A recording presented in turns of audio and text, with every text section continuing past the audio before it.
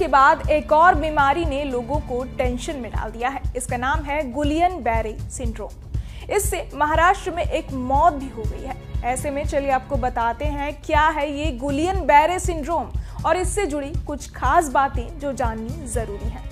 नमस्कार, मैं हूं प्रेरणा और आप देख रहे हैं न्यूज नेशन का डिजिटल प्लेटफॉर्म। आपको बता दें कि महाराष्ट्र के कई हिस्सों में बढ़ती इस बीमारी को देखते हुए स्वास्थ्य विशेषज्ञों ने सभी लोगों को अलर्ट कर दिया है। इससे कई सवाल खड़े हो रहे हैं कि क्या ये कोई नई संक्रामक बीमारी है, ये बीमारी कैसे बढ़ रही है और इससे बचाव के लिए क्या किया जा सकता है।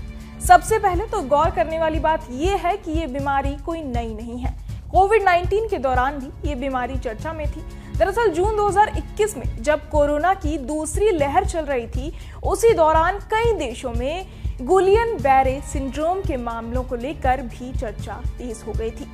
वैज्ञानिकों ने एक स्टडी में बताया था कि ऑक्सफोर्ड एस्ट्राजेनेका वैक्सीन के साइड इफेक्ट्स के रूप में कुछ लोगों में गुलियन-बैरे सिंड्रोम की समस्या देखी जा रही है। हालांकि बाद में कुछ अन्य अध्ययनों में वैक्सीनेशन के इस दुष्प्रभाव को नकारा गया था। क्या है गुलियन-बैरे सिंड्रोम? गुलियन-बैरे सिंड्रोम एक ऐसी स्थिति है जिसमें आपके शरीर की प्रतिरक्षा प्रणाली तंत्रिकाओं यानी इम्यून सिस्टम नर्व्स पर अटैक कर देता है। इस कारण मरीजों को कमजोरी, सुन्न होने या फिर लकवा मारने जैसी दिक्कतें हो सकती हैं। स्वास्थ्य विशेषज्ञ इसकी समस्या को मेडिकल इमरजेंसी के तौर पर देखते हैं, जिसमें रोगी को तुरंत इलाज की जरूरत होती है। इलाज ना मिलने पर जान जाने का खतरा भी हो सकता है। गुलियन-बैरे सिंड्रोम के लक्षण।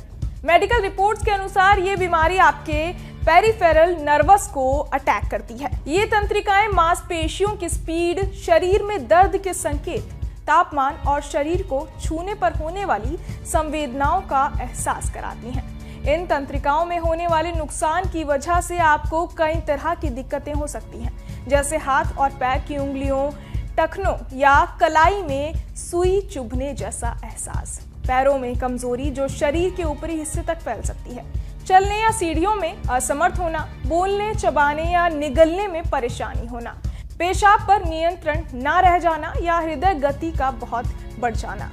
गुलियन-बैरे सिंड्रोम हो जाए तो क्या करें? इसका कोई इलाज नहीं है, लेकिन सहायक उपचारों से रिकवरी में तेजी और लक्षणों में कमी आ सकती है। प्लाज्मा थेरेपी और इम्यूनोग्लोबिन थेरेपी की मदद से इसका इलाज किया जाता रहा है। डॉक्टर कहते हैं कि इस रोग से बचाव के लिए कोई ज्ञात तरीका नहीं है। हालांकि गुड हाइजीन का पालन करके इस तरह की समस्याओं के खतरे को कम किया जा सकता है। बहरहाल इस पूरी खबर को सुनकर आप क्या कुछ सोचते हैं, हमें कमेंट बॉक्स में जरूर बताएं और ऐसी